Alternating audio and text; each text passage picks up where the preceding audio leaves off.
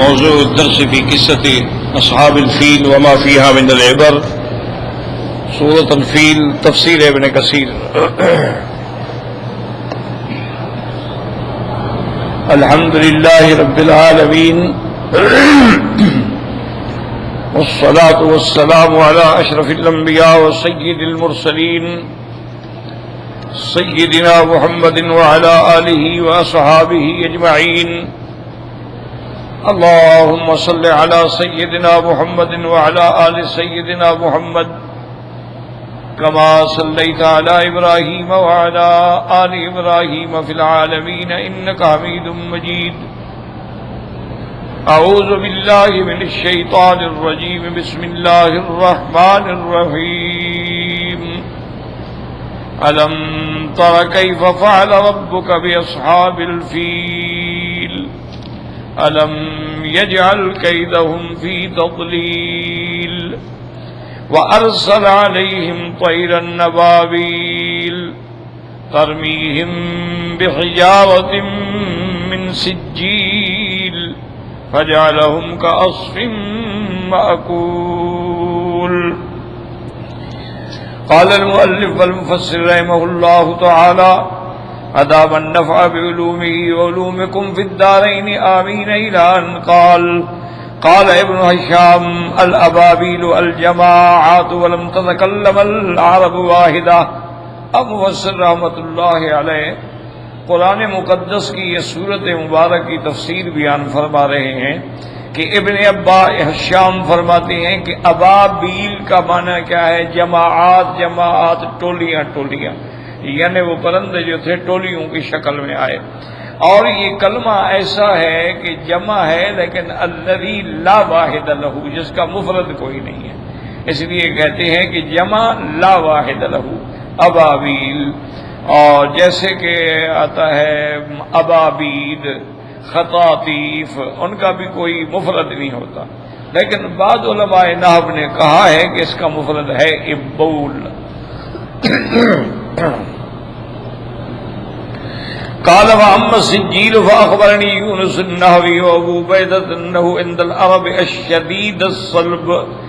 اب مفسر فرماتے ہیں کہ لفظ سجیل جو آیا ہے ترمیہم بحجارۃ من سجیل، تو سجیل کے بارے میں وہ فرماتے ہیں کہ یونس نحوی اور ابو عبیدہ نے کہا کہ عرب کے اندر اس لفظ کو استعمال کرتے ہیں جو چیز بڑی سخت ہو، ٹھوس ہو، اس کو کہتے ہیں سجیل. اچھا، اس میں بعض لوگوں نے یہ بھی کہا ہے کہ یہ حرف جو ہے معرب ہے. کیا معنی؟ اصل میں یہ فارسی کا لفظ تھا سنگ و گل، تو اس کو معرب کیا گیا تو وہ سجیل ہو گیا. ایک قول علماء کا یہ بھی ہے کہ بعض حروف ایسے بھی ہوتے ہیں کہ دوسری لغت کے ہوتے ہیں لیکن وہ لغت عرب کے اندر آ کر وہ عربی ہو جاتے ہیں، معرب اس کو کہا جاتا ہے. لیکن جو صحیح بات ہے وہ یہ ہے کہ قرآن عربی ہے، اس میں باہر کا کوئی لفظ نہیں. ویسے بعض علماء نے لکھا ہے کہ جیسے قسطاس، انہوں نے کہا یہ باہر کا لفظ ہے، اسی طرح سجیل انہوں نے کہا یہ باہر کا لفظ ہے، لیکن یہ غلط ہے. جب اللہ کا قرآن کہتا ہے کہ جعلناہ عربیا لعلکم تعقلون، جب اللہ نے قرآن میں یہ وضاحت فرما دی ہے کہ بلسان عربی مبین، بات ختم ہو گئی. تو لہذا کوئی غیر عربی کا لفظ کیسے آئے؟ اور جو علماء کہتے ہیں کہ غیر عربی کا لفظ ہے وہ یہ بھی کہتے ہیں کہ ان کو معرب کہا جاتا ہے. کیا معنی؟ کہ وہ عربی ہو جاتا ہے، جب عربی زبان میں آتا ہے تو عربی ہو جاتا ہے. کیونکہ عربی زبان جو ہے یہ ام الالسنہ ہے، جیسے مکہ ام القریٰ ہے، تو لغت عربیہ جو ہے یہ ام الالسنہ یعنی تمام زبانوں کی گویا کہ ماں ہے. اور لغت عربیہ جو ہے اس کی جو وسعت ہے اور اس کے اندر جو جدت ہے، گہرائی ہے، گہرائی ہے، وہ کسی دوسری لغت میں نہیں کسی بھی حال. اب مثلا ایک بچہ ہے تو جب تک وہ ماں کے پیٹ کے اندر ہے، جنین ہے، وَأَنْتُمْ أَجِنَّةٌ فِي بُطُونِ أُمَّهَاتِكُمْ، کہ جب تم جنین تھے ماں کے پیٹ میں تھے اس وقت بھی تمہارا خدا تمہیں جانتا ہے، وہ جنین ہے۔ اب جب وہ پیدا ہو جاتا ہے تو اب وہ رضی بن جاتا ہے، کبھی اب وہ دودھ پینے والا ہے تو رضی ہے، یعنی پیٹ کے اندر جنین ہے، پیدا ہوا رضی ہے، اس کے بعد جو ہے پھر سبی ہے، سبی کے بعد جو ہے پھر ولد ہے، ولد کے بعد جو ہے پھر مراہق ہے، مراہق کے بعد جو ہے پھر غلام ہے، پھر شاب ہے۔ تو یعنی ایک بچے کے تمام حالات کا اللہ نے الگ نام رکھا ہے، جو اور کسی زبان میں، دنیا کی کوئی زبان میں کہہ دیں گے بچہ ہے، بچی ہے، نو مولود ہے، دودھ پینے والا ہے، لیکن کوئی ایسی لغت نہیں کہ اس کو اس لفظ سے کہا جائے جو عربی میں ہے۔ اب دیکھیں جب سیدنا عیسیٰ علیہ السلام پیدا ہونے کے بعد آپ جھولے میں تھے، فَأَشَارَتْ إِلَيْهِ قَالُوا كَيْفَ نُكَلِّمُ مَنْ كَانَ فِي الْمَهْدِ صَبِيًّا قَالَ إِنِّي عَبْدُ اللَّهِ آتَانِيَ الْكِتَابَ وَجَعَلَنِي نَبِيًّا۔ اچھا، کبھی کبھی لفظ غلام جو ہے وہ مطلق لڑکے کو بھی کہہ دیا جاتا ہے، جیسے کہ پیغمبر نے اللہ سے دعا مانگی، اللہ نے خوشخبری دی، کہا قال رب انا یکون لی غلام، تو غلام کا معنی لڑکا، تو وہاں لفظ غلام استعمال کیا گیا ہے۔ تو اس لیے یعنی آپ ہر لحاظ سے اب اسی انسان کے جو ادوار ہیں دیکھو کہ سب سے پہلے کیا ہوتا ہے، خلق وَلَقَدْ خَلَقْنَا الْإِنسَانَ مِنْ سُلَالَةٍ مِنْ طِينٍ فَجَعَلْنَاهُ نُطْفَةً فِي قَرَارٍ مَكِينٍ، نطفہ ہو گیا، ثُمَّ خَلَقْنَا النُّطْفَةَ عَلَقَةً، اب علقہ ہو گیا، ثُمَّ خَلَقْنَا النُّطْفَةَ عَلَقَةً فَخَلَقْنَا الْعَلَقَةَ مُضْغَةً فَخَلَقْنَا الْمُضْغَةَ عِظَامًا فَكَسَوْنَا الْعِظَامَ لَحْمًا ثُمَّ انشأناه خلقا آخر فتبارك اللہ احسن الخالقین۔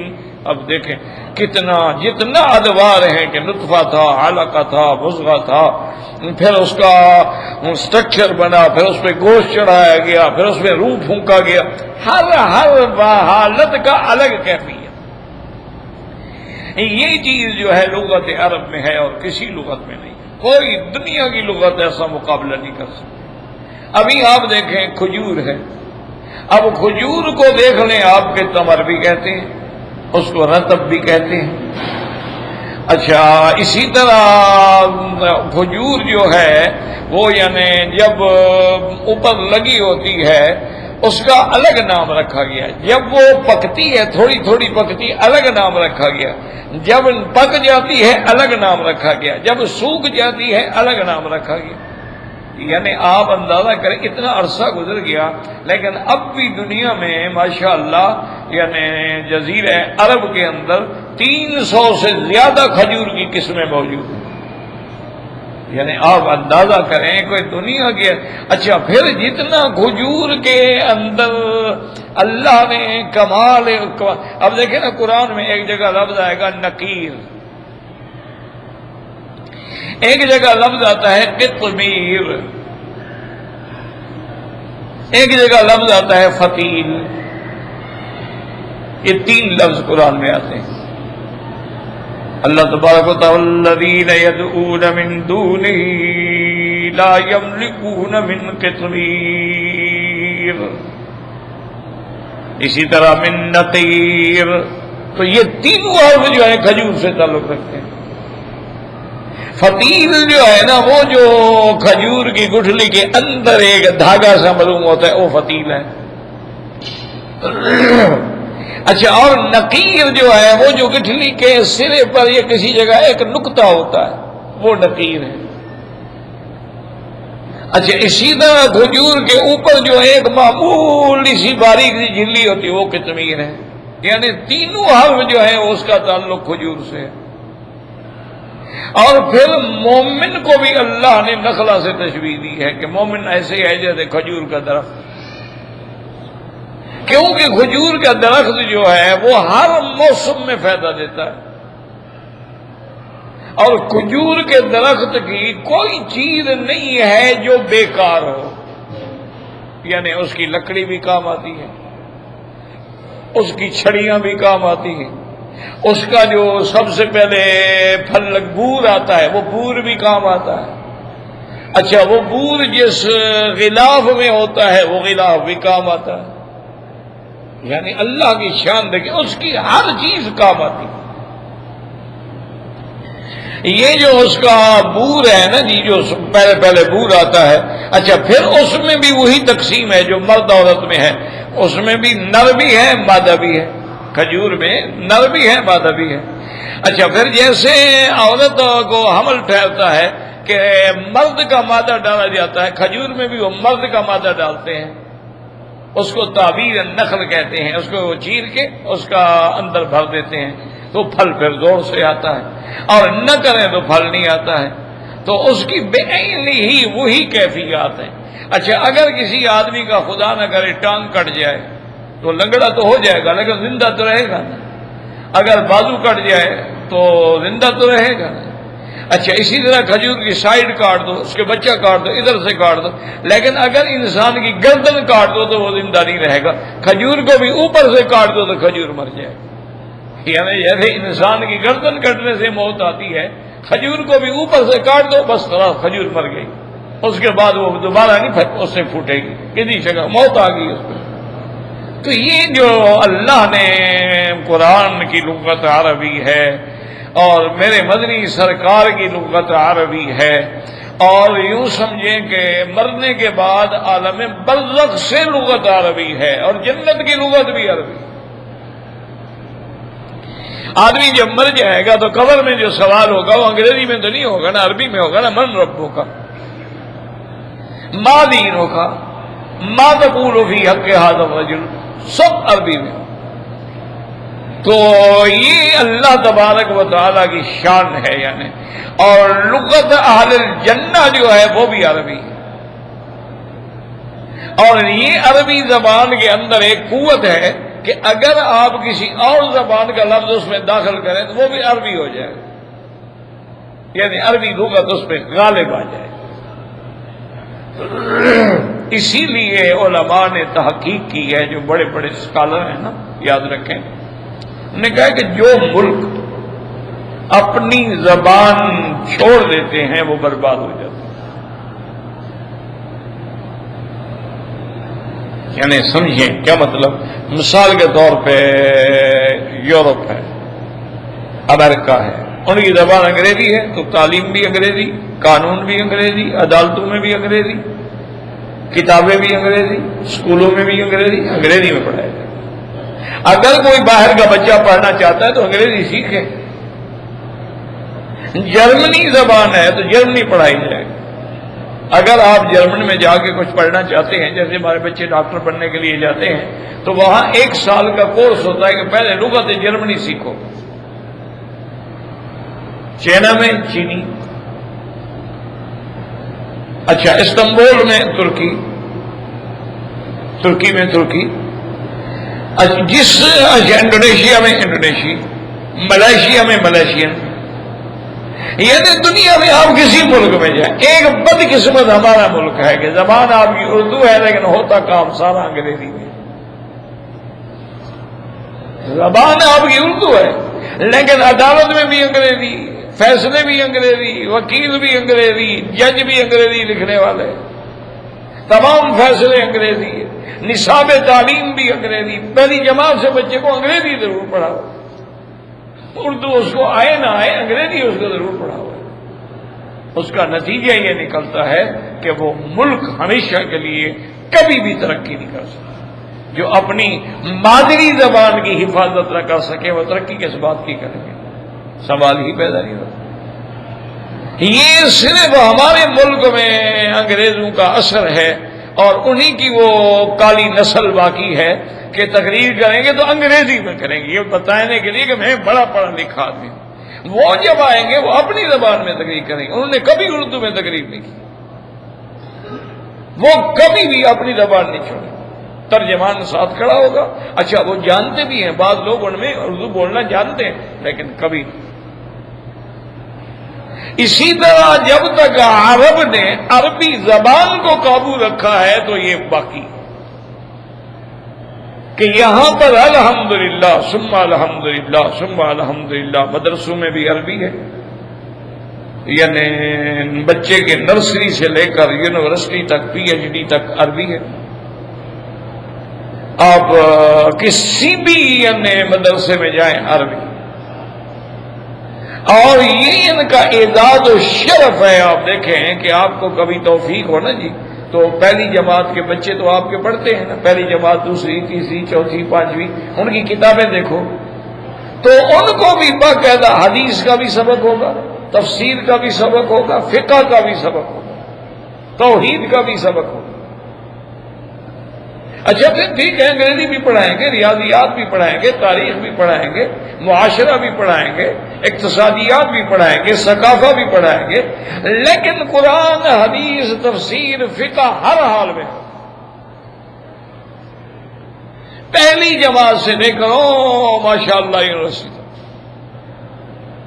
یعنی یقین کریں کہ یہاں جو بچے بچیاں پڑھتے ہیں نا اپنا مثلا پرائمری یعنی ابتدائی جو مدرسہ ہوتا ہے وہ ان کا جو ہے ابتدائیہ، اس کے بعد متوسطہ، پھر ثانویہ، اس کے بعد پھر جامعہ، پھر کلیات، پھر اس کے بعد تخصصات۔ اچھا ان کا جو بچہ صحیح معنی میں پڑھا 5ویں جماعت والا ہو نا، تمہارے مولوی سے زیادہ حدیثیں جانتا ہے۔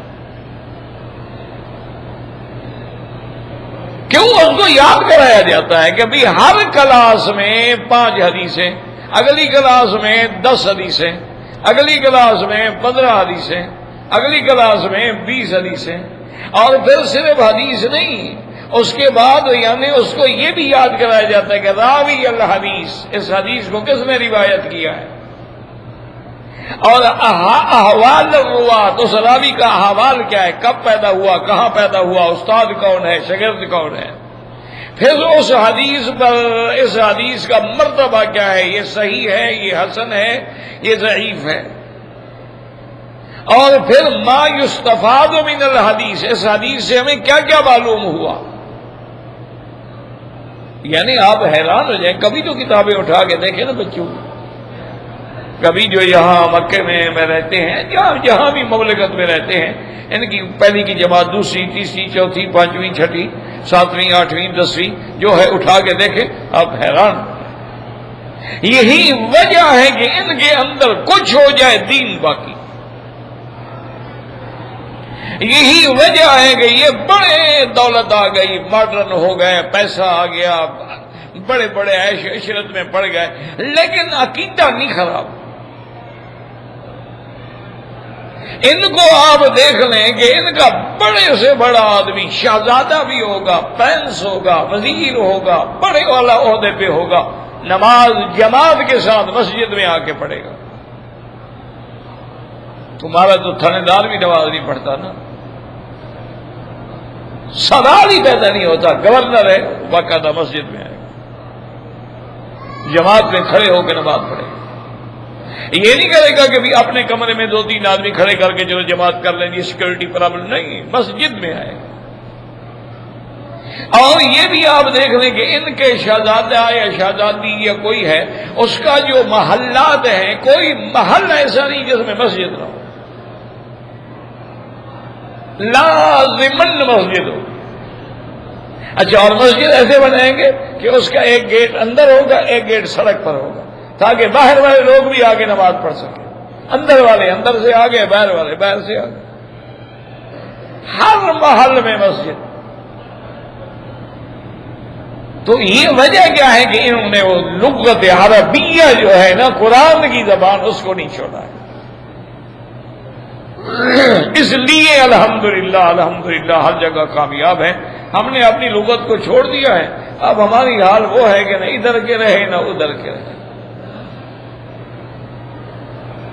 نہ انگریزی آتی ہے نہ اردو آتی ہے، اردو ایسے بھول گئی، انگریزی اچھی بول نہیں سکتے، کیونکہ پڑھانے والے بھی تو دیسی انگریزی پڑھاتے ہیں نا، اصلی انگریزی تو ان کو بھی نہیں آتی بیچاروں کو۔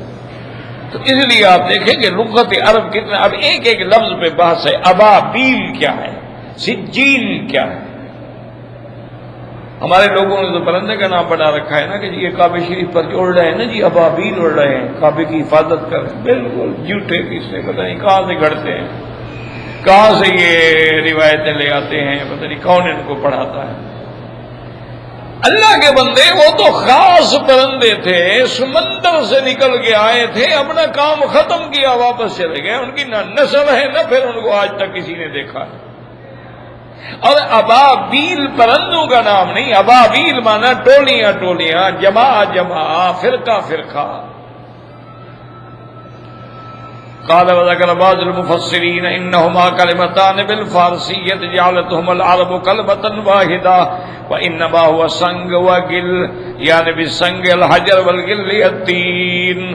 اور بعض مفسرین نے یہ بھی لکھا ہے کہ اصل میں یہ دو کلمے ہیں، فارسی لغت کے ہیں، لیکن عرب کے اندر آ کے ایک کلمہ بن گیا۔ اصل میں تھا سنگ و گل، یعنی سنگ سے مراد جو ہے پتھر ہے، اور گل سے مراد جو ہے مٹی، یعنی مٹی کو پکا کے جب بنایا جائے اس کو کہتے ہیں سنگ و گل۔ یقول الحجارۃ من هذین الجنسین الحجر والطین، کہ حجر جو ہیں وہ کہتے ہیں حجارہ جو ہے ان دو جنسوں سے ہے، یعنی حجر بھی اور طین بھی۔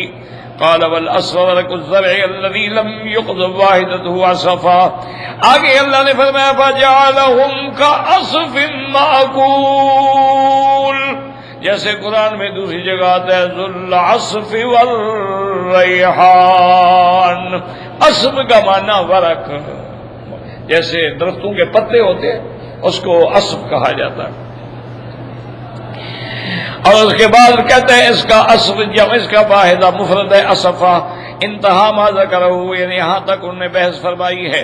وقد قال حماد بن سلمة عن عامر بن زید بن عبد الله وابو سلمة بن عبد الرحمن طيرا ابابیل، قال الفرق کہ ٹولیاں ٹولیاں، وقال ابن عباس ضحك ابابیل يتبع بعضها بعضا، انہوں نے فرمایا ابابیل کا معنی یہ ہے کہ وہ ایک قطار میں ایک دوسرے کے پیچھے آ رہے تھے وہ پرندے جو تھے۔ وقال الحسن البصری وقتادہ الابابیل الکثیرہ، وہ کہتے ہیں ابابیل کا معنی بہت سارے پرندے۔ وقال مجاہد ابابیل شتیٰ متابع مجتمعان، وہ الگ الگ بھی تھے، ایک دوسرے کے پیچھے بھی آ رہے تھے۔ وقال ابن زید الابابیل المختلف تأتی من ہا ہنا ومن ہا ہنا، ابابیل کا معنی وہ فرماتی ہیں کہ مختلف، کوئی ادھر سے ٹولی آ رہی ہے، کوئی ادھر سے ٹولی آ رہی ہے۔ ومن ہا ہنا تو من کل مکان، یعنی ہر طرف سے آ گئے۔ وقال القصائی سمیت بعض النحویین یقول واحد الابابیل ابل، وہ کہتے ہیں ابل، بعض نحوی کہتے ہیں کہ ابابیل جمع کا صیغہ ہے، اس کا مفرد جو ہے ابل بھی آتا ہے۔ وقال ابن جرير حدثني عبد الله قال حدثني داود بن عبد الله بن حارث بن نوفل انه قال في قوله تعالى وارسل عليهم طيرا ابابيل هي الاقاطيق الابل المؤبلة، اقاطی یعنی ٹکڑے ٹکڑے۔ وحدثنا ابو قريب قال حدثنا وكيع اور سین بعض وارسل عليهم طيرا ابابيل قال لهم خراطيم كخراطيم الطير وأكف كأكف الكلاب، وہ فرماتی ہیں کہ ایک قول یہ بھی آیا ہے کہ ان کی چونچ ایسے تھی جیسے پرندوں کی ہوتی ہے، اور ان کے پاؤں ایسے تھے جیسے کتے کے پاؤں ہوتے ہیں۔ وحدثنا يعقوب بن ابراهيم قال هشيم قال اخبرنا حسين بن قوتا طيرا ابابيل قال كانت طيرا خضرا خرجت من البحر لها رؤوس كرؤوس السباع۔ حضرت اکرمہ فرماتی ہیں کہ طیرن ابابیلا، وہ پرندے جو تھے سرخ سبز رنگ کے تھے، سمندر سے نکل کے آئے تھے، اور ان کے سر ایسے تھے جیسے کسی جانور کا سر ہوتا ہے۔ وحدثنا بشار قال حدثنا ابن مهدي عن سفيان المشتبي سفيان عن عبيد بن عمير طيرا ابابيل قال هي طيور سود بحرية في مناخيرها وظافيرها الحجارة وهذه اسانید صحیحۃ۔ حبیب سفیان عبید بن عمیر سے فرماتی ہیں کہ یہ پرندے جو تھے سیاہ رنگ کے تھے اور دریائی پرندے تھے، دریائی مخلوق تھی۔ فی مناکیرہا، ان کی چونچ کے اندر بھی، ان کے پنجوں کے اندر جو ہے وہ پتھر اٹھائے ہوئے تھے۔ اب مفسر فرماتا ہے کہ یہ سارے اقوال جو ہیں اسانید صحیحۃ، ان کی اسناد جو ہیں وہ صحیح ہیں۔ تو اصل میں بات یہ ہے کہ بعض علماء نے فرمایا ہے کہ چونکہ وہ کافی تعداد میں پرندے تھے، کوئی 2 4 5 تو نہیں تھے، تو ہو سکتا ہے کہ ان میں کچھ سیاہ رنگ کے ہوں، ان میں کچھ سبز رنگ کے ہوں، یا سبز بھی جب بالکل گہرا سبز ہو جائے دور سے وہ بھی سیاہ نظر آتا ہے۔ تو اس لیے علماء نے فرمایا کہ اور پھر اس وقت جو دیکھنے والے تھے نا جی، وہ بھی تو دور کھڑے ہوئے تھے، کیونکہ قریش تو پہاڑوں کی چوٹیوں پہ چڑھ گئے۔ اور یہ واقعہ ہے مینا کا، محصر کا، اور یہ پہاڑوں پہ کھڑے، اور بعض روایات پہ آتا ہے کہ غار ہرا پہ کھڑے ہوئے تھے۔ اب جبل نور پہ کھڑے ہو کے جو پرندوں کو دیکھے گا تو اس کو جیسے نظر آئیں گے وہی بات کرے گا نا، وہ تو اتنا دور کھڑا ہے۔ تو اس لیے یہ سارے اقوال جو ہیں وہ ٹھیک ہیں۔ اصل میں بات صرف یہ ہے کہ اللہ تبارک و تعالی اپنی قدرت کا نمونہ دکھلاتے ہیں، یاد رکھیں۔ ان فی ذلک لآیات لقوم یتفکرون، ان کے اندر نشانیاں ہیں اور ان کے اندر ہمارے لیے عبرتیں ہیں، بصیرتیں ہیں کہ غور کرو اور سوچو کہ اللہ تعالی نے ہاتھیوں کو اگر اللہ چاہتے تو ہاتھی سے بڑا جانور بھی بھیج دیتے، لیکن وہ پھر کمال قدرت نہ ہوتا۔ کمال قدرت یہ ہے کہ میں پھر سے ممولے کو لے کر شاہین سے لڑانے آیا ہوں، کہ مقابلہ شاہین کا ہو اور کرے ممولا، یہ دکھانے کے لیے اور قریش کو سبق دینے کے لیے کہ مکے والوں، اگر میں اپنے گھر کی حفاظت کر سکتا ہوں تو اس گھر میں جو میرا نبی پیدا ہوگا میں اس کی حفاظت بھی کر سکتا ہوں۔ اصل میں یہ ساری شان جو ہے میرے مدنی محمد مصطفیٰ کی صلی اللہ علیہ وعلا آلہ واصحابہ وسلم، کہ آپ کے آنے سے پہلے پہلے پہلے علامات علامات علامات ارہاسات ظاہر ہو رہے ہیں، ابھی حضور دنیا میں بھی نہیں آئے اور سارے انتظامات ہو رہے ہیں۔ تو اس لیے یہ باتیں جو ہیں یہ کمال قدرت ہے کہ اللہ تعالی جب چاہے جیسے چاہے، اللہ تعالی نے قوموں کو، یعنی آپ اندازہ کریں کہ صرف جبریل آیا اس نے چیخ ماری اور پوری قوم ختم، ایک چیخ، یعنی وہ آواز اتنی اونچی تھی اور اتنی شدت والی تھی کہ ان کے دل پھٹ گئے، مر گئے۔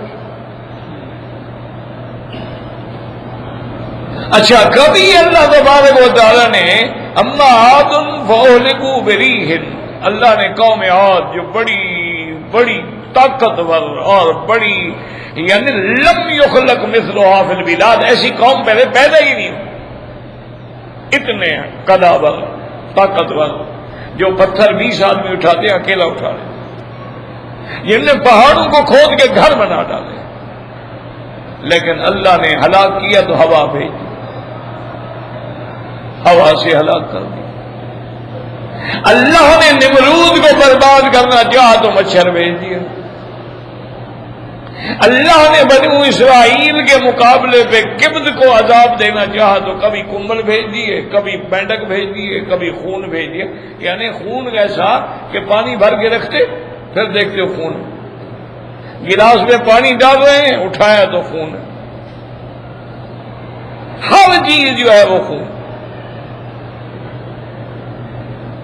اچھا، وہی پانی جو ہے بنو اسرائیل پیتے ہیں تو پانی ہے، لیکن قبطی اگر لیتا ہے تو خون بن جاتا ہے۔ اس کو اللہ نے قرآن میں بتایا وَأَرْسَلْنَا عَلَيْهِمُ الطُّوفَانَ وَالْجَرَادَ وَالْقُمَّلَ وَالضَّفَادِعَ وَالدَّمَ آیَاتٍ مُفَصَّلَاتٍ فَاسْتَكْبَرُوا وَكَانُوا قَوْمًا مُجْرِمِينَ۔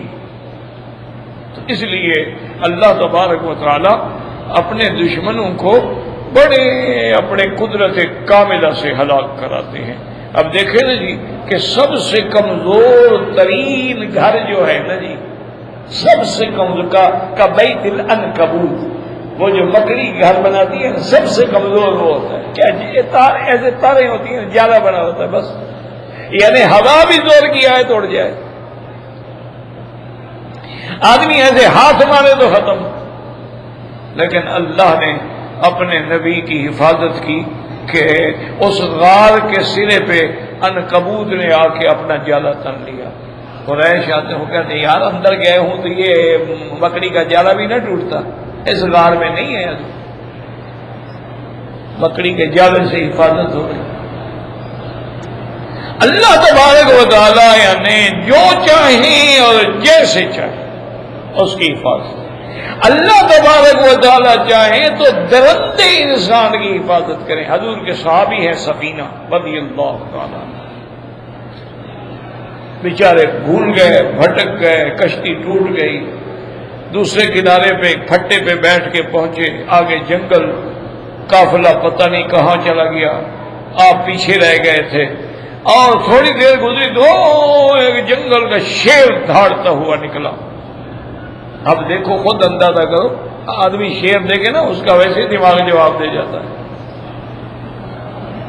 خنزیر، شیر یہ ایسی بلائیں ہیں کہ آدمی دیکھنے سے آدمی کا عقل جو ہے نا وہ جواب دے جاتا ہے۔ ایک دفعہ پرانی بات ہے، میں اس وقت چھوٹا تھا، ابتدائی کتابیں پڑھتا تھا، نحو صرف وغیرہ پڑھتا تھا، تو ایک آدمی آیا ہمارا ہمسایہ بن کے، اس نے کہا جی میرے کمان کے اندر خنزیر ہے، اور وہ نامراد ایسا خبیث جانور ہے، ملعون جانور ہے، خسیس جانور ہے، وہ پھر پورے کھیتوں کے کھیت کاٹ ڈالتا ہے، ایسا خبیث۔ میں نے کہا چلو بھائی اٹھو، تو میں نے دو چار دوستوں کو بھی بلایا، میں نے کہا یار بندوقیں شندوقیں لے آؤ تو چلے۔ ایک خان تھے وہ بڑا جوش، اچھا جی میں اس کو ماروں گا۔ میں نے کہا صبر کرو، پہلے اللہ رحمت کرے کہ تمہارے ہاتھ میں بندوق تو رہے، مارنا تو بعد میں نا۔ ایسا جی کمال ہے، میرے ہاتھ میں بندوق ہے، دیکھیں جناب میری اتنی بڑی قیمتی بندوق ہے۔ میں نے کہا یار بندوق قیمتی کیا کرے گی، بات تو دل کی ہے۔ ہم باتیں کرتے جا رہے تھے، 8-10 بندوقیں تھیں، تو کچھ کو ہم نے ادھر بھیجا، کچھ کو ادھر بھیجا، بھی کدھر سے تو نکلے گا نا آخر وہ، جدھر سے نکلے وہ خیر خدا کی شان ہے، وہ اسی جانب سے نکلا جدھر میں تھا اور وہ خان صاحب تھے۔ خان صاحب نے جو خنزیر کو دیکھا نا جی بندوق ہاتھ سے گر گئی، اللہ نے مہربانی کی، میں نے مار لیا۔ ہم تو شکار کھیلتے تھے تو مجھے تو خوف نہیں آیا، چاہے میں بچہ بھی تھا، اور ٹھیک نشانے پہ الحمدللہ مارا اس کو، اور 7mm کی میرے پاس گن تھی، تو اس نے تو اتنا بڑا اس کو سوراخ کر ڈالا، وہ تو پھاڑ دیتی ہے اندر جا کے۔ خان صاحب جناب بیٹھ، میں نے کہا بیٹھ کیوں گئے، پیشاب وغیرہ نکل گیا، کیا ہو گیا؟ کہتے نہیں پیشاب نکلا تو نہیں، قریب تھا۔ تو یہ ایسی بلا ہوتی ہے، لیکن دیکھو یہ ایمان ہے کہ اللہ کے نبی کا صحابی کھڑا ہو جاتا ہے، کہتا ہے یا ایھا الاسد، او جنگل کے کتے، انا صاحب رسول اللہ، میں محمد مصطفیٰ کا ساتھی ہوں، خبردار۔ خود صحابی فرماتے ہیں کہ اس نے گردن جھکا دی، یعنی حضور کے صحابہ سے جنگل کے کتے بھی حیات ہیں۔ اور آج کیسے انسان ہیں جو حضور کے صحابہ پہ تبرہ کرتے ہیں، حضور کے صحابہ کو گالیاں دیتے ہیں، حضور کے صحابہ کی شان میں گستاخیاں کرتے ہیں، اور ایسی گستاخیاں جو کوئی عقل والا آدمی نہیں کر سکتا۔ کہتے ہیں گردن جھکا لی اور میرے ارد گرد پھرنے لگا، اور مجھے ایسے اشارہ کرے کہ تم میرے پیچھے آؤ، تو میں چل پڑا، وہ میرے آگے آگے چل پڑا۔ کہتے ہیں سارے جنگل سے جو کوئی چیز ادھر ادھر سے آنے فوراً آواز نکالے ہوئے بھاگ جائے، لے کے جب میرے قافلے کے سامنے آیا تو کھڑا ہو،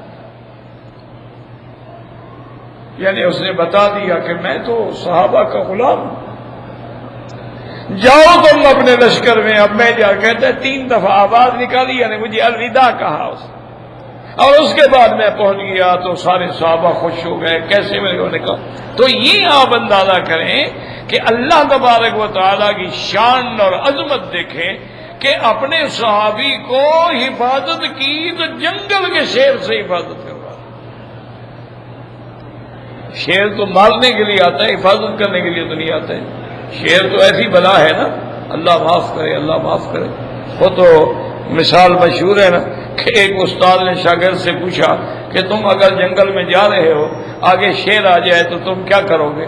اس نے کہا استاد پھر جو کرے گا وہ کرے گا، میں کیا کروں گا؟ اس نے کہا استاد میں نے پھر کیا کرنا ہے؟ جو کچھ کرنا ہے اسی نہیں کرنا ہے. تو حالت یہ ہوتی ہے. تو یہ کمال. تو اب دیکھیں گے ابابیل پرندے ہیں، لیکن پرندے اور کیسی فوج کی شکل میں آئے، ٹولی ٹولی میں. کوئی ادھر سے آ رہا ہے، کوئی ادھر سے آ رہا ہے، کوئی ادھر سے آ رہا ہے، ہر طرف سے گھیرا ڈال رہے ہیں دشمنوں. اور این ان کے اوپر آگے کھڑے ہوتی ہیں اور ان کے اوپر ہی پتھر ڈالتے ہیں. مجالے کوئی پتھر راستے میں پھینک دیا ہو، مجالے کوئی پتھر راستے میں گر گیا ہو، سیدھے اصحاب الفیل پہ آئے اور ان کو ایسے کر دیا جیسے برق، جیسے درخت کے پتوں کو چبا چبا کے چورا کر دیا جاتا ہے، کعصف مأکول. اب اس کے بعد مفسر رحمۃ اللہ علیہ فرماتے ہیں وقال سعید بن جبیر كانت طيرا خضرا لها مناكير صفر تختلف عليهم، کہ وہ کہتے ہیں کہ سعید بن جبیر فرماتے ہیں کہ سبز رنگ کے پرندے تھے اور ان کی چونچ جو ہے وہ پیلے رنگ کی تھی، مختلف راستوں سے ان پہ حملے کر رہے تھے. وعن ابن عباس مجاہد وطا كانت الطير الابابيل مثلتی يقال لها انقا مغرب، وہ کہتے ہیں ان کی شکل ایسے تھی جیسے انقا ایک پرندہ ہوتا ہے. ورواه عن ابن ابي حاتم وقال ابن ابي حاتم حدثنا ابو زرعه قال حدثنا عبد الله بن محمد بن ابي شيبه قال حدثنا ابو معاويه عن ابي ابي سفيان عن عبيد بن عمير قال لما اراد الله ان يهلك اصحاب الفيل بعث عليهم طيرا شطا من البحر امثال الخطاطيف كل طير منها يحمل 3 أحجار مجزئة حجرين في رجليه وحجرا في منقاره. قال فجاءت حتى صفت على رؤوسهم ثم صاحت وألقت ما في أرجلها ومناكيرها فلما يقع حجر على رأس رجل إلا خرج من دبره. اب عبید ابن عمیر فرماتے ہیں کہ جب اللہ نے ارادہ کیا کہ اصحاب الفیل کو ہلاک کیا جائے تو اللہ تبارک و تعالی نے ان پر اپنی طرف سے پرندے مسلط فرمائے. وہ ایسے تھے جیسے چمگادڑ ہوتی ہے اور ہر پرندے کے پاس 3 پتھر تھے، 2 پتھر اس کے پاؤں میں اور 1 پتھر اس کی چونچ میں تھا. فجاءت حتی صفت علی رؤوسہم، وہ پرندے آئے اور وہ صف باندھ کے ان کے اوپر کھڑے ہو گئے. ثم صاحت، پھر اس کے بعد انہوں نے آواز نکالی اور حملہ کر دیا. وَأَلْقَتْ مَا فِي أَرْجُلِهَا وَمَنَاكِيرِهَا، پھر ان کے پاؤں میں جو کچھ تھا، ان کے چونچ میں جو تھا وہ انہوں نے پھینکا.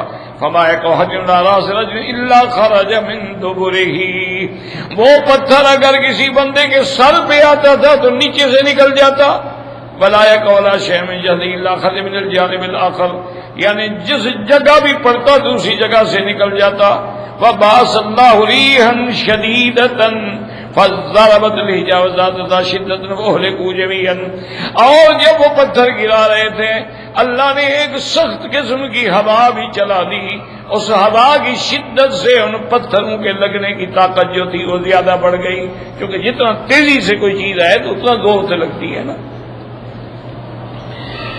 وقال السدي عن إكرمة ابن عباس حجارة من سجيل قال تین تبن فی حجارت سنک وکل وقد قدمنا بیانزار کی باردانی آتی ہاؤنا.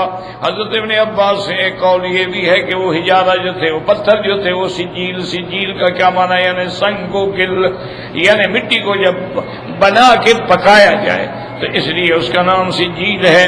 تو اللہ تبارک و تعالی نے ان پرندوں کے ذریعے اللہ نے ان کی ہلاکت کا انتظام فرما دیا. وقول تعالی فجعلهم كعصف مأكول.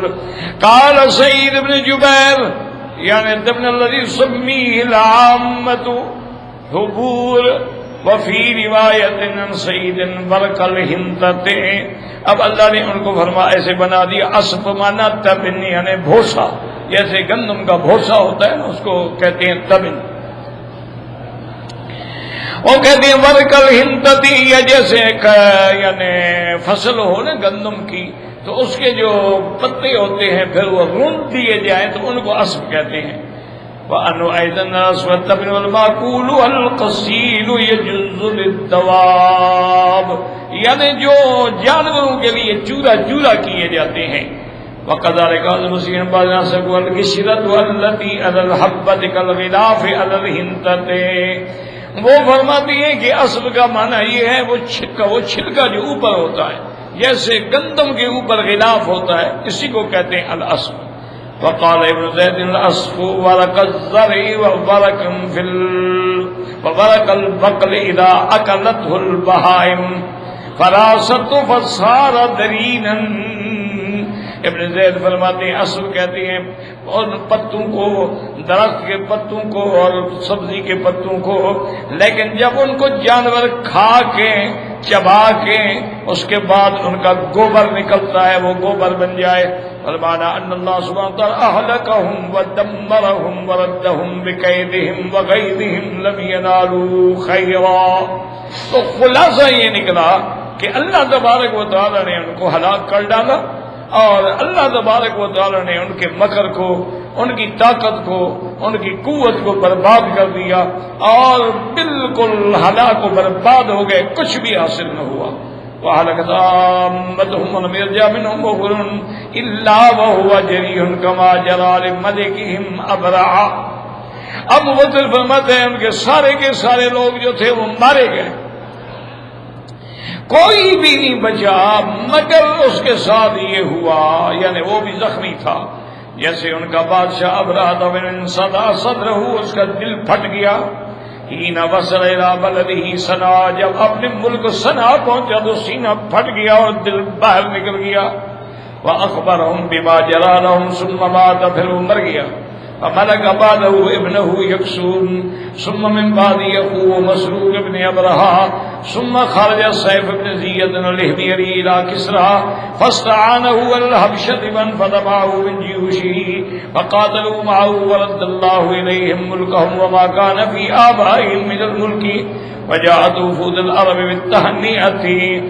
اب مفسر فرماتا ہے کہ اس کے بعد جب ابراہم مر گیا تو اس کا بیٹا جو تھا یکسوم وہ بادشاہ بنا، اس کے بعد اس کا دوسرا بھائی مسروق ابن ابرہہ وہ بادشاہ بنا، پھر سیف ابن زید الحميري کسرا کے بادشاہ کے پاس گیا، اس سے مدد طلب کی، فاستعانه على الحبشة فانفذ معه من جيوشه، اس نے لشکر بھیجا، انہوں نے فقاتلوا وہ آ کے قتال کیا اور پھر انہوں نے ابرہہ کی اولاد سے وہ ملک جو تھا واپس لے لیا، اور پھر عرب کے وفد جو تھے وہ ان کو مبارکباد دینے کے لیے آئے، چونکہ ان کی قوت بھی ختم ہو گئی، اب اللہ نے ان کا ملک جو تھا وہ بھی ہمیشہ کے لیے ختم کر دیا۔ وقد قال موسى قدنا عبد الله بن بكير امرت بنت عبد الرحمن بن اسعد بن زرارة عائشة قالت لقد رأيت قائد الفيل والسائسه بمكة أعميين مقعدين يستطعمان۔ اس روایت میں بی بی عائشہ فرماتی ہیں کہ میں نے مکے میں اس قائد الفیل ہاتھی کے قائد چلانے والا اور ان کے چلا حفاظت کرنے والے کو دیکھا تھا، دونوں کو مکے میں تھے، دونوں اندھے ہو گئے تھے، لنگڑے ہو گئے تھے، بیٹھے رہتے تھے، روٹی مانگتے رہتے تھے، لوگ ان کو کچھ نہ کچھ دے دیتے تھے۔ ورواه الواقدين عائشة مثل ورواه عن اسباب بنت ابي بكر قال كان مقعدين يستطيعان الناس عند اصحاب ونائلة ایسے یذبح المشركون ذبائحهم، وہ دونوں جو ہیں اصحاب اور نائلہ جو بت تھے کافروں کو، ان بتوں کے بعد بیٹھے رہتے تھے اور لوگ آتے تھے بتوں پہ چڑھاوے چڑھانے کے لیے، جانور ذبح کرنے کے لیے، تو وہ ان کو بھی کچھ نہ کچھ کھانے کے لیے دے دیتے تھے۔ واللہ اعلم۔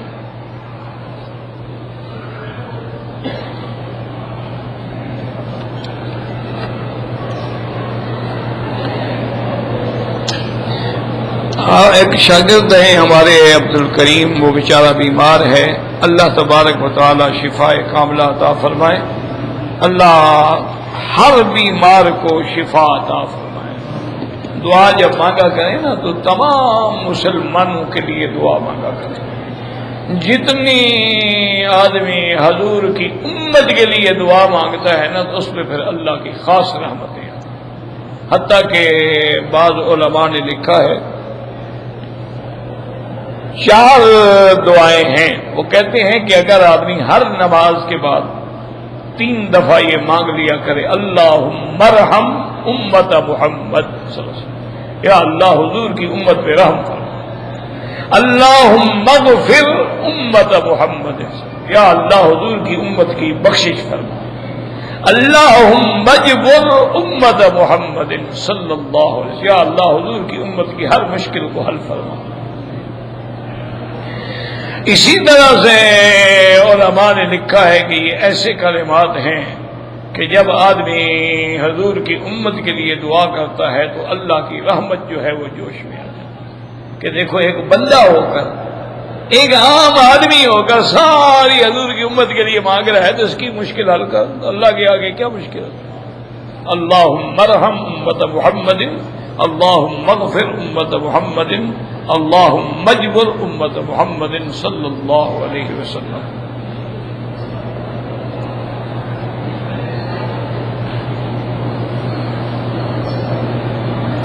کہتے ہیں جی کہ کسٹم کلیئرنگ اینڈ فارورڈنگ کا کاروبار جو ہے وہ جھوٹ اور رشوت کے بغیر کامیابی سے چلتا ہی نہیں۔ جب آپ مان رہے ہیں کہ جھوٹ اور رشوت کے بغیر نہیں چلتا، دفع کرو، لعنت بھیجو ایسے کاروبار، کیا مجبوری ہے بھائی؟ کوئی اور کاروبار کا، ساری دنیا تو یہ کام نہیں کر رہی نا، اور بھی تو کام ہے نا دنیا میں۔ کیونکہ حدیث مبارک میں آتا ہے کہ تم اپنے بکریوں کو کسی غیر کی چراگاہ کی جو باڑ ہوتی ہے نا اس کے قریب نہ لے جاؤ، کیوں؟ اگر بکریاں باڑ کے قریب ہوں گی تو کبھی دوڑ کے اندر بھی چلی جائیں گی، تو معنی یہ ہے ان کو دور رکھو تاکہ اندر جانے کا کوئی گمان ہی نہ رہے۔ تو یہ سبق ہے کہ ایسے کام جن میں حرام ہے، جن میں رشوت ہے، جن میں سود ہے، جن کے اندر دھوکہ ہے، جن کے اندر فریب ہے، ان کاموں کے قریب ہی نہ جاؤ۔ اللہ تبارک و تعالیٰ کے رزق کے دروازے جو ہے وہ بند نہیں ہوتے، ان اللہ یرزق من یشاء، جہاں سے چاہے وہ عطا فرما دے اللہ تبارک و تعالیٰ۔ اور جب تم اللہ کے دین کے لیے ان کاموں کو چھوڑو گے تو اللہ تعالیٰ برکت عطا فرما دے، اللہ دوسرے راستے سے یرزقہ من حیث لا یحتسب، ایسی جگہ سے رزق دیں گے جہاں سے تمہارا گمان بھی نہیں ہو۔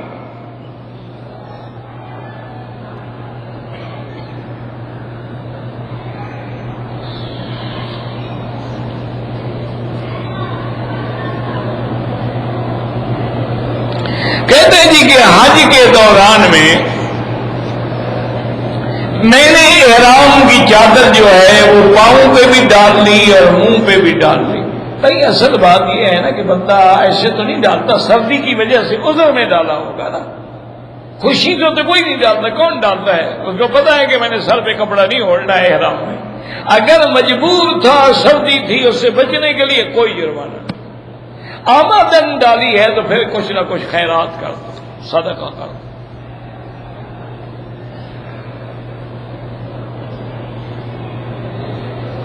کہتے ہیں جی کہ پاکستان سے میں شوال کے مہینے میں آیا، میں نے عمرہ کر لیا لیکن حج ہی نہیں کیا۔ کوئی بات نہیں، کوئی ضروری تو نہیں ہے کہ ہر آدمی ہر سال حج کرے، یا لازم جو آیا ہے وہ حج کرے، نہیں کیا تو نہیں کیا، کوئی بات نہیں۔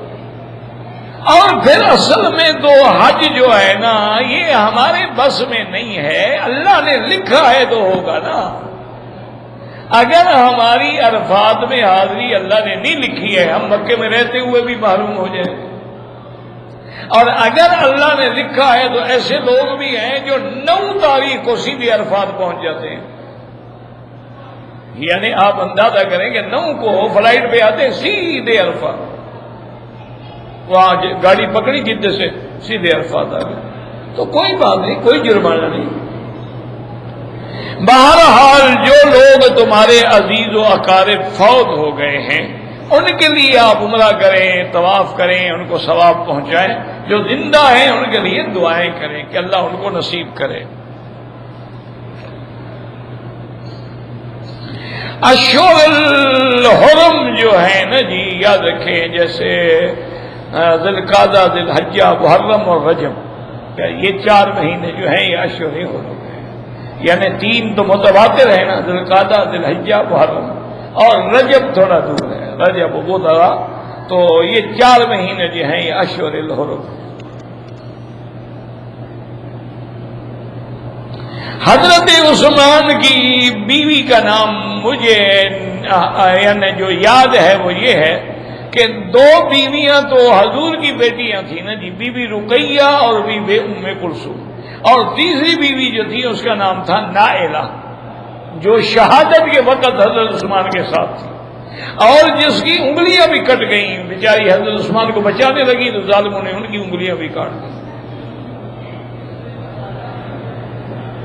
حضرت امیر معاویہ کی تو بہن نہیں تھی، یہ تو آپ کو غلطی ہے۔ حضرت معاویہ کی بہن تو حضور کی بیوی تھی، اللہ کے بندے۔ حضرت معاویہ رضی اللہ تعالی عنہ کی جو بہن ہے ام حبیبہ بنت ابی سفیان، وہ حضور کی بیوی ہے، ابو سفیان کی بیٹی ہے، حضرت معاویہ کی بہن۔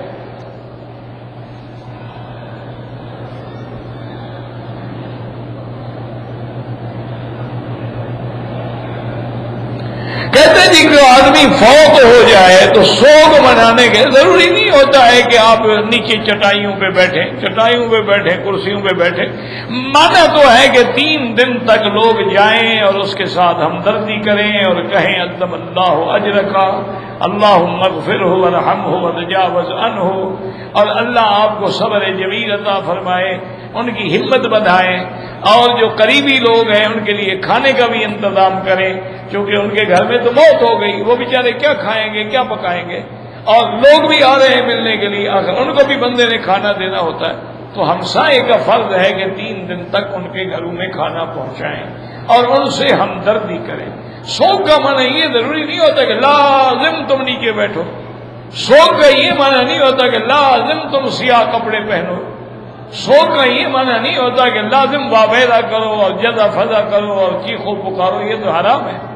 حضور پاک کی حدیث مبارک ہے کہ جو لوگ غم کے لیے کسی کی موت پر من لبس سودا، سیاہ کپڑے پہنے، وضرب الاخدودا، اپنے چہروں پہ تھپڑ ماریں، وشق الجیوبا، اپنے کپڑے پھاڑ ڈالیں، فرمایا فلیس منا، ان کا حضور کی امت سے کوئی تعلق نہیں۔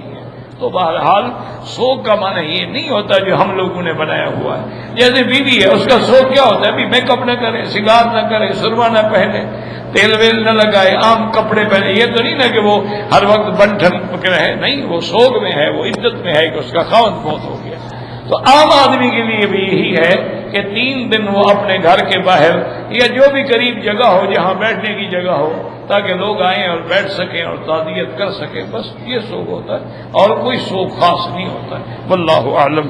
ربنا تقبل منا انک انت السمیع العلیم، تب علینا انک انت التواب الرحیم، یا حی یا قیوم برحمتک نستغیث، یا حی یا قیوم یا ذا الجلال والاکرام، اللهم اصلحنا واصلح بنا واصلح اولادنا واولاد المسلمین، اللهم اصلح شبابنا وشباب المسلمین، اللهم اصلح بناتنا وبنات المسلمین، اللهم اصلح ذریاتنا وذریات المسلمین، اللهم حبب الیہم الایمان وزینہ فی قلوبہم وکرہ الیہم الکفر والفسوق والعصیان، اللهم اجعلهم من الراشدین الناجحین الفائزین برحمتک یا ارحم الراحمین، اللهم اشفنا واشف مرضانا ومرضى المسلمین، اللهم اشفنا واشف مرضانا ومرضى المسلمین، اللهم اشفنا واشف مرضانا وارحم موتانا واستجب دعاءنا ولا تخيب رجاءنا برحمتك يا ارحم الراحمين، اللهم اجعل لنا وللمسلمين من كل هم فرجا ومن كل ضيق مخرجا ومن كل بلاء عافيا، ربنا آتنا في الدنيا حسنة وفي الآخرة حسنة وقنا عذاب النار صلی اللہ تعالی علی خیر خلقہ سیدنا محمد وعلی آلہ واصحابہ اجمعین برحمتک یا ارحم الراحمین.